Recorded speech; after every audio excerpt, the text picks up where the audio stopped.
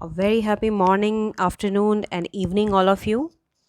Here you can see these two sentences. Sohan said to Mohan, I am going to school. Sohan told Mohan that he was going to school. So, what is the major difference between these two sentences? Can you see? Can you tell me? Yes, as we see the structural difference, there in first sentence there is inverted commas and comma here. In next sentence there is no inverted commas and commas there, and here that is used and here not that, but meaning is same, message is same. And what is the other difference? This sentence is reported directly.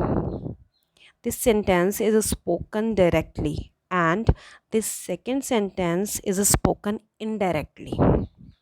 Okay, so these two differences are major differences in these two sentences.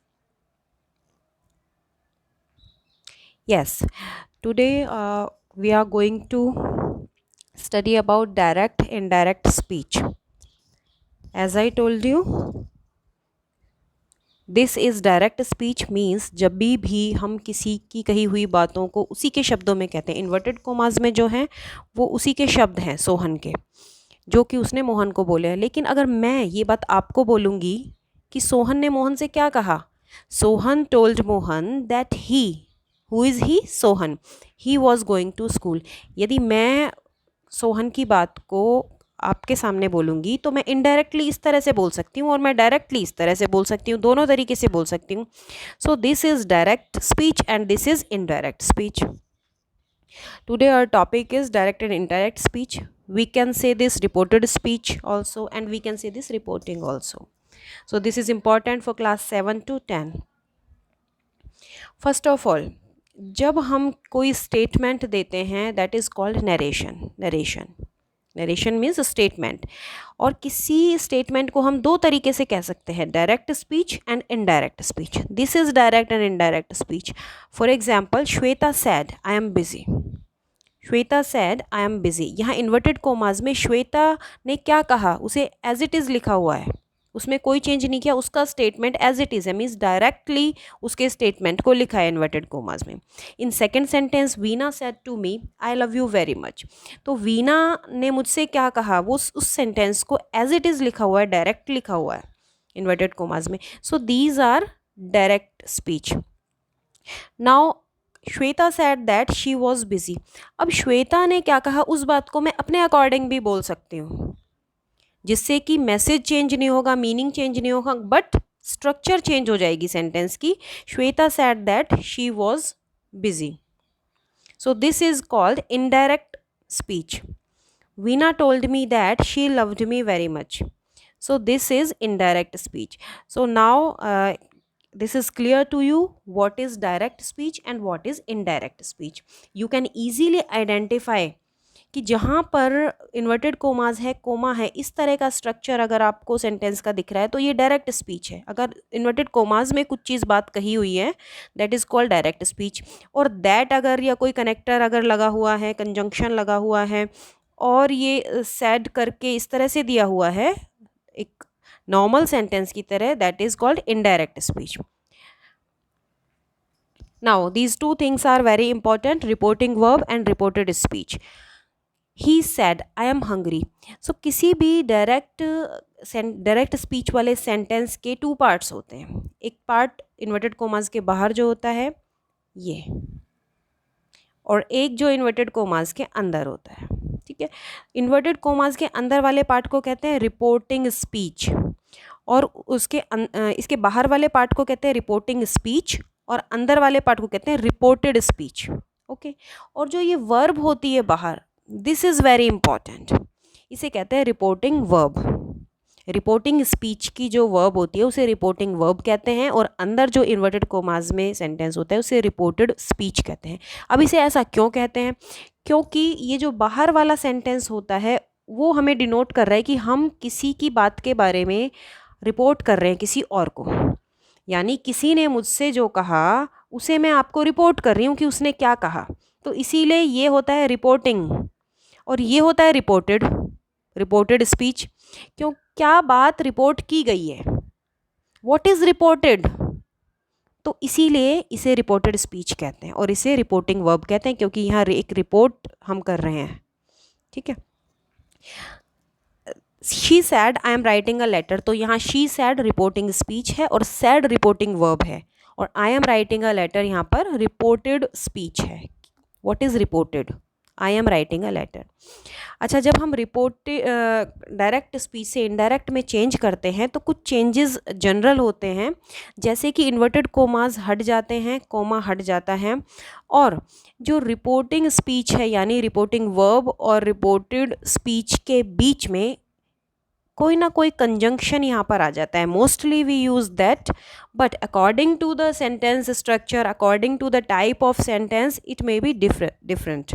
Okay, now अब जब हम direct से indirect में change करते हैं तो हमें ये देखना है कि क्या क्या चीज़ें हमें चेंज करनी है। Actually most of students find this grammatical item very difficult, but I am telling you this is not a difficult thing. If you have knowledge of tenses, if you have knowledge of pronoun, if you have knowledge of sentence structure, this is very easy for you. Okay, so now what to change? Tense. अच्छा, जो change होंगे वो reported speech में होंगे, यानी कि ये जो चेंजेस की जो हम बात कर रहे हैं वो रिपोर्टेड स्पीच के चेंजेस की बात कर रहे हैं। जब हम डायरेक्ट से इनडायरेक्ट में चेंज कर रहे हैं तो रिपोर्टेड स्पीच यानी इन्वर्टेड कोमास के जो अंदर है वो जब इन्वर्टेड कोमास हटेंगे तो क्या चेंज होंगे उसमें? फर्स्ट ऑफ ऑल टेंसेज में चेंज होंगे, प्रोनाउन में चेंज हो सकते हैं, टाइम एंड प्लेस वर्ड्स, कुछ वर्ड्स ऐसे होते हैं जो टाइम और प्लेस को डिनोट करते हैं, उन वर्ड्स में चेंज होगी। तो ये 3 बेसिक चेंजेस होते हैं इसमें। जैसे कि अब देखो, फर्स्ट ऑफ ऑल हम प्रोनाउन के चेंज का देखेंगे। He said I like the book, ठीक है। अब इसमें देखो चेंज कैसे हुआ है। He said that he liked the book, तो यहाँ आई की जगह क्या हो गया? ही, जो कि इस ही के अकॉर्डिंग हुआ है। मीन्स रिपोर्टिंग वर्ब के सब्जेक्ट के हिसाब से चेंज हुआ है।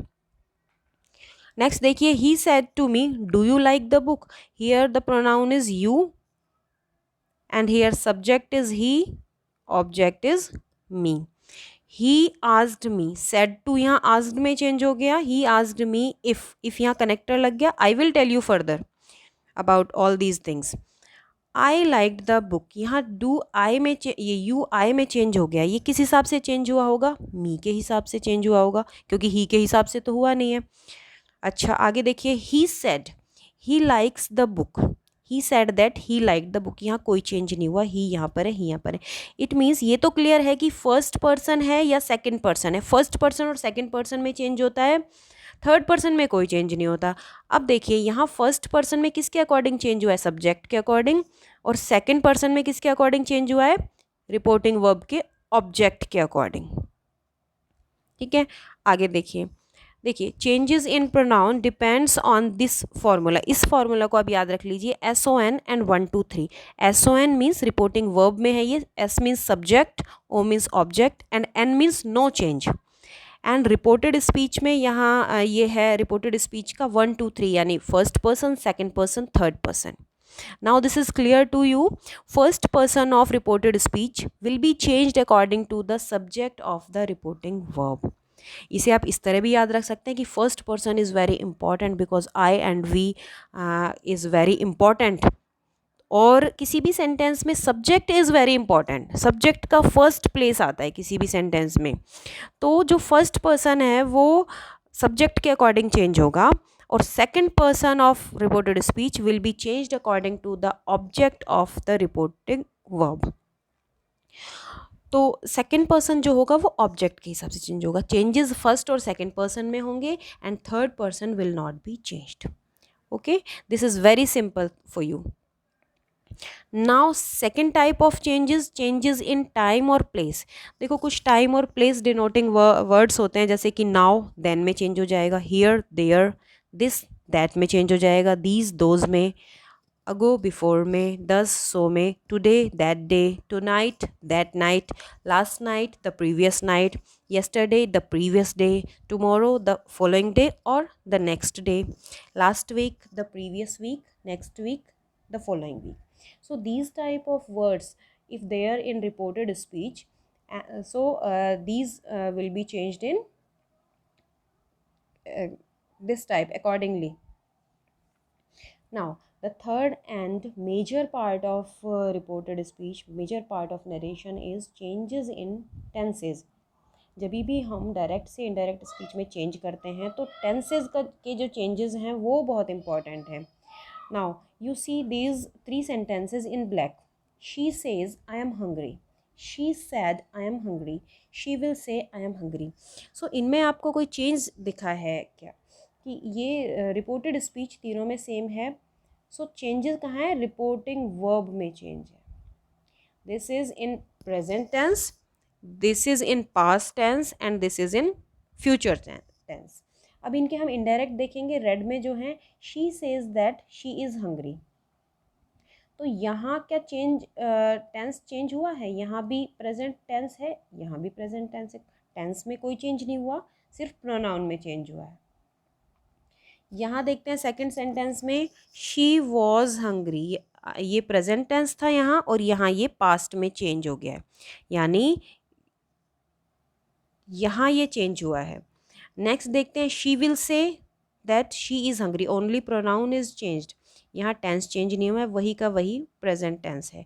तो कहने का मतलब ये है कि अगर रिपोर्टिंग वर्ब प्रेजेंट टेंस में या फ्यूचर टेंस में है, प्रेजेंट टेंस कोई सा भी हो सकता है, present continuous, present perfect continuous, present perfect, present simple, तो प्रेजेंट और फ्यूचर में अगर है तो रिपोर्टेड स्पीच का टेंस चेंज नहीं होगा. सिर्फ अगर ये रिपोर्टिंग वर्ब पास्ट में है तभी हम अंदर का टेंस चेंज करेंगे, अदरवाइज टेंस में कोई चेंज नहीं होगा. अब देखिए these 4 types of sentences we have to change. जब भी हम टेंसेस चेंज करने की बात करते हैं, यदि हमें अपने क्वेश्चन में पता है कि बाहर यानी कि रिपोर्टिंग वर्ब अगर पास्ट है तो हमें अंदर का टेंस चेंज करना है. अब अंदर 4 टाइप्स के सेंटेंसेस हो सकते हैं आपके.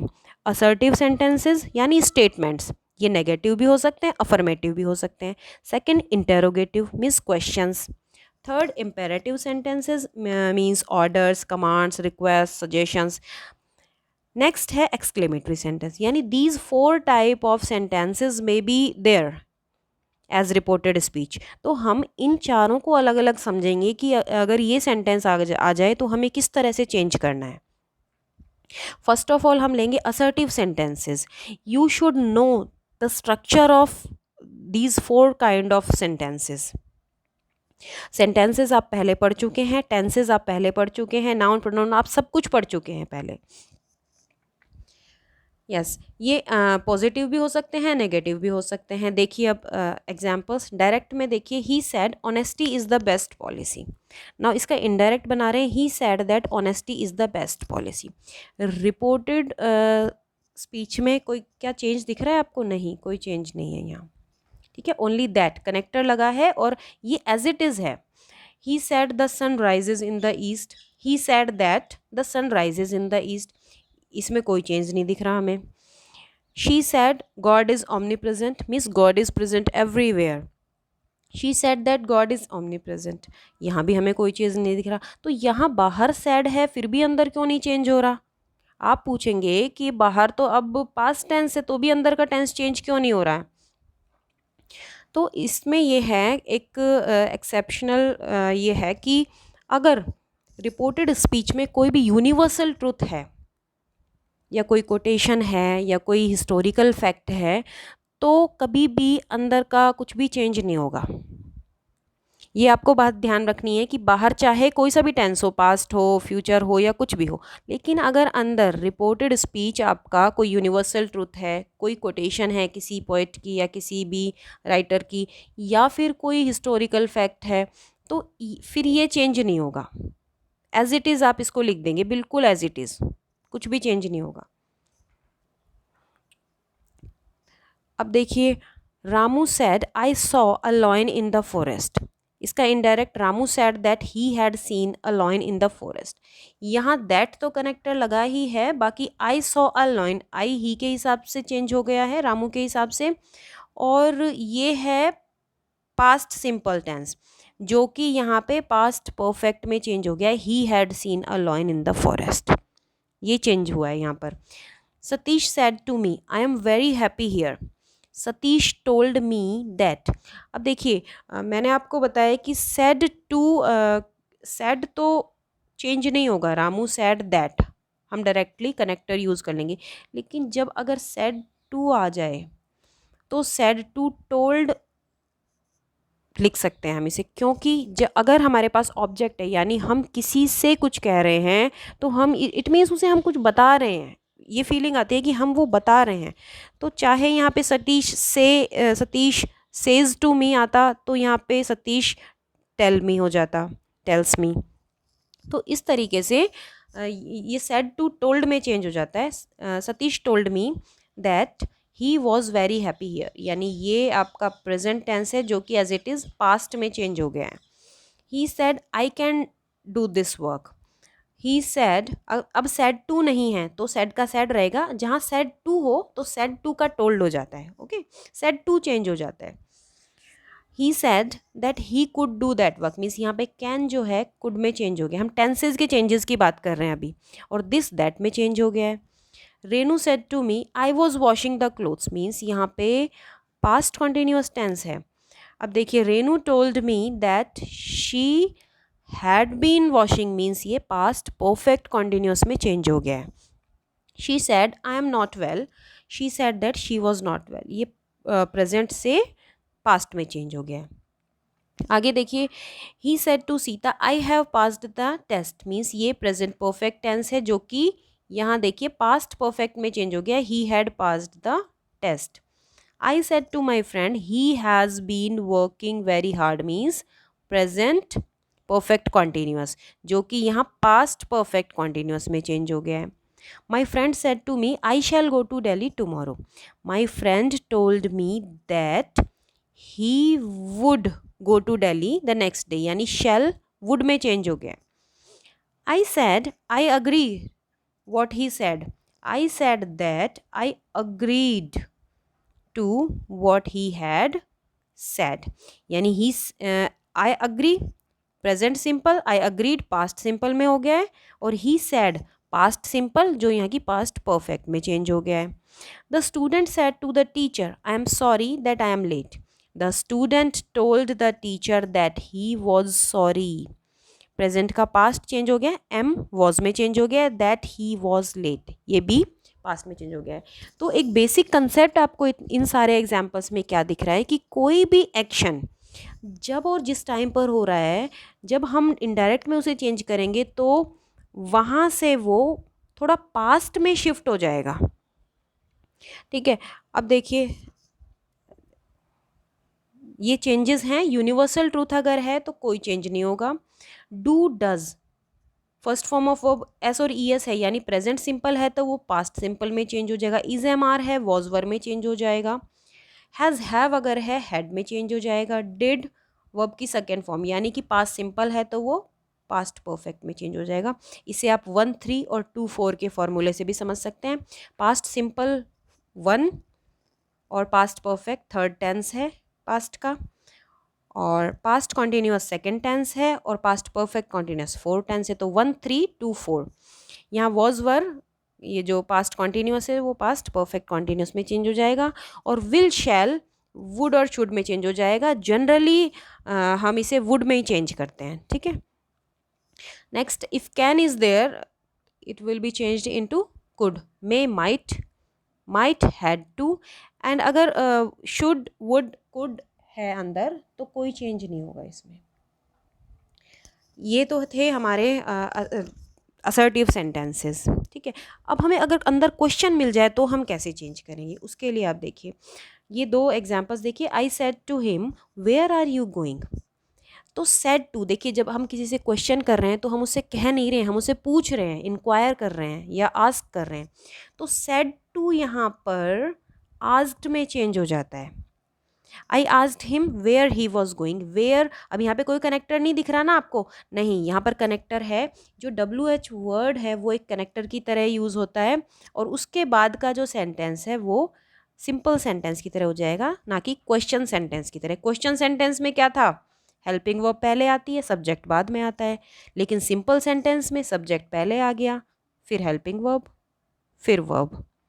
ठीक है, he said to me will you go there, he asked me, देखो ऊपर वाला जो सेंटेंस था वो WH वर्ड का था, नीचे वाला हमारा यस नो टाइप क्वेश्चन है, will you go there. Yes no type question में हम WH वाले में तो हमने कनेक्टर क्या यूज़ कर दिया, WH वर्ड, लेकिन यहाँ he asked me if I would go there, यहाँ पर इफ़ यूज़ करते हैं connector, he asked me if I would go there, बाकी का वही है, विल का वुड हो गया यहाँ पर, और सेंटेंस सीधा हो गया, यानी कि सिंपल सेंटेंस बन गया क्वेश्चन से।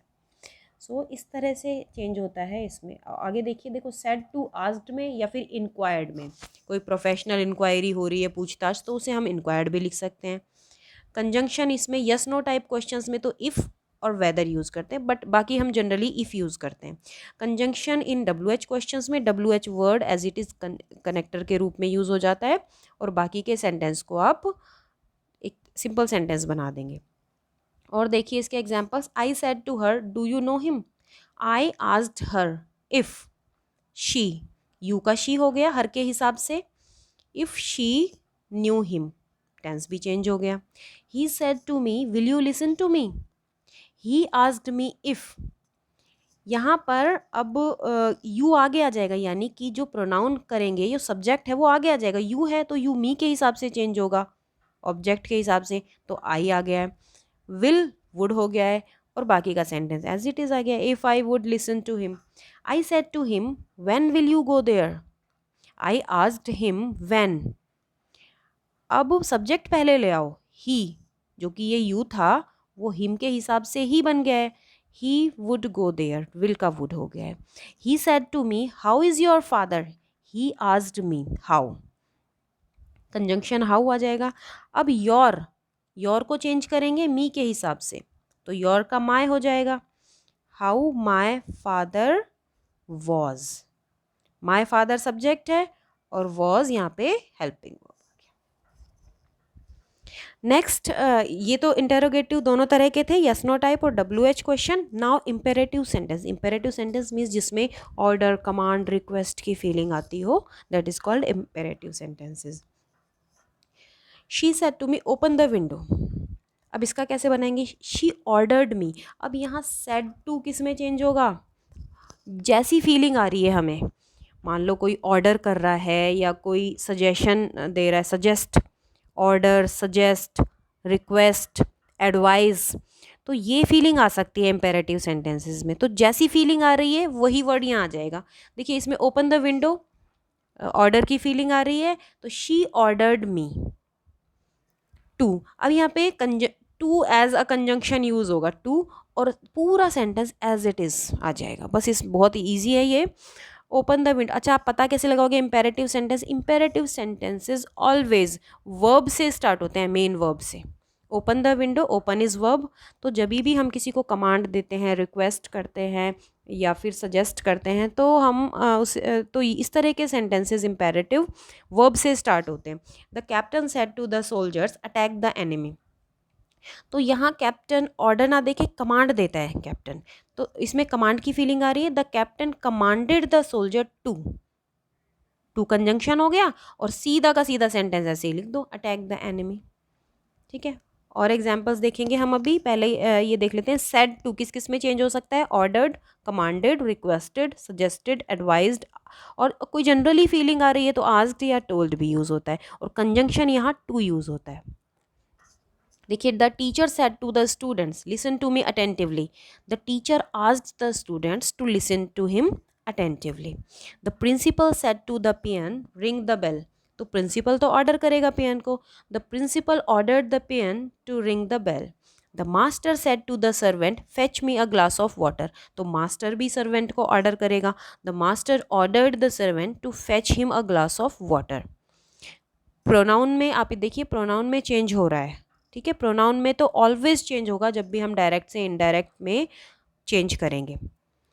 आई said to him please bring me a glass of water. यहाँ प्लीज़ जहाँ आ जाता है तो वहाँ रिक्वेस्ट कर रहे हैं हम, ऑर्डर नहीं देते हम प्लीज़ कह के। जहाँ प्लीज़ आ जाए मतलब हम रिक्वेस्ट कर रहे हैं। I requested him to bring me a glass of water. I said to my friend please lend me your book. I requested my friend to lend me his book. Your की जगह यहाँ पे his आ गया, क्योंकि your यानी कि second person हमेशा object के हिसाब से चेंज होगा। अब देखिए, अब नेक्स्ट टाइप ऑफ सेंटेंस है एक्सक्लेमेटरी सेंटेंस। एक्सक्लेमेटरी सेंटेंस मैंने आपको पहले भी बताया था कि जिनमें कोई सडन फीलिंग आ रही हो। अब सडन फीलिंग किस किस चीज़ की हो सकती है? जॉय की, sorrow, surprise, anger, contempt means hate, applause means praise, regret. So these type of feelings may be there in these sentences. अचानक से हमारे मन में किसी चीज़ को देख के कोई फीलिंग आ जाए तो उसे एक्सक्लेमेटरी मतलब एक्सक्लेमेशन कहते हैं, एक्सक्लेमेटरी सेंटेंसेस बोलते हैं। अब यहाँ सेड टू चेंज हो जाता है एक्सक्लेम्ड विद, जो फीलिंग है, exclaimed with joy, exclaimed with sorrow, exclaimed with anger, exclaimed with praise, है ना। तो ये इसमें चेंज हो जाएगा सेड टू, और कंजंक्शन दैट ही होगा यहाँ। एग्जाम्पल्स देखिए, Rohan said hurrah we won the match. तो ये एक कैसी फीलिंग है? जॉय की, वो मैच जीत गए हैं तो ऑब्वियसली जॉय की फीलिंग होगी।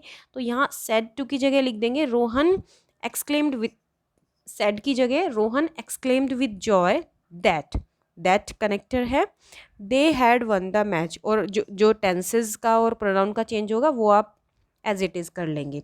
We won the match means we यहाँ दे के हिसाब से होगा, वी यानी कि दे यानी रोहन और उसकी टीम, तो रोहन के हिसाब से और उसकी टीम के हिसाब से चेंज होगा वी। They won means past simple, जो यहाँ हैड वन पास्ट परफेक्ट में चेंज हो गया है। Reema said alas Kareena's mother is suffering from cancer. So alas, ये कुछ वर्ड्स हैं जिनसे सडन फीलिंग आती है, ये भी हम आपको बाद में बताएंगे। डायरेक्ट, इनडायरेक्ट इसका हो जाएगा रीमा एक्सक्लेम्ड विद सॉरो। तो यहाँ सॉरो की फीलिंग है तो एक्सक्लेम्ड विद सॉरो आ गया। That is connector, Kareena's mother was suffering from cancer, is यहाँ पे वॉज हो गया, ठीक है। करीना यानी थर्ड पर्सन में कोई चेंज ही नहीं होता। The captain said to Kapil bravo you scored 89 runs. Bravo mean शाबाशी की फीलिंग, उसको प्रेज कर रहे हैं, तो ब्रेवो यहाँ पे प्रेज की फीलिंग आ रही है। The captain exclaimed with praise, that connector, he Kapil, you यहाँ पे यू है ना, और सेकंड पर्सन हमेशा ऑब्जेक्ट के हिसाब से चेंज होगा, कपिल के हिसाब से तो ही आ गया है। That he had scored 89 runs. You scored यानी कि यहाँ पास्ट सिंपल है और यहाँ पास्ट परफेक्ट हो गया। So these are some words which denote some sudden feelings like hurrah, joy, oh, alas, ah, sorrow, ha ha, amusement, bravo, praise, ooh, disgust, contempt, God heavens, horror, my God, surprise, well done, praise or applause. Now practice time. So these type of questions you may there in your exams, like the question is mother, these are some dialogues. mother का dialogue है why are you looking so worried।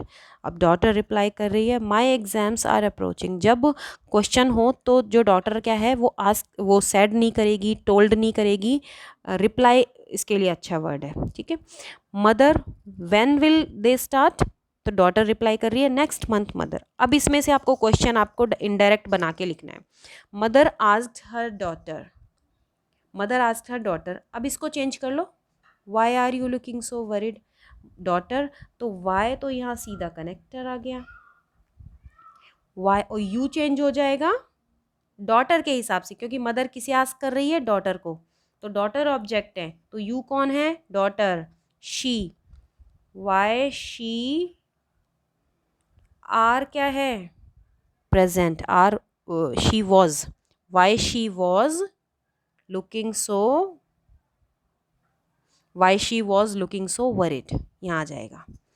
The daughter replied that my exams are approaching, तो my exams means her exams, daughter के हिसाब से change होगा ना, तो her exams were approaching, are का वर हो गया।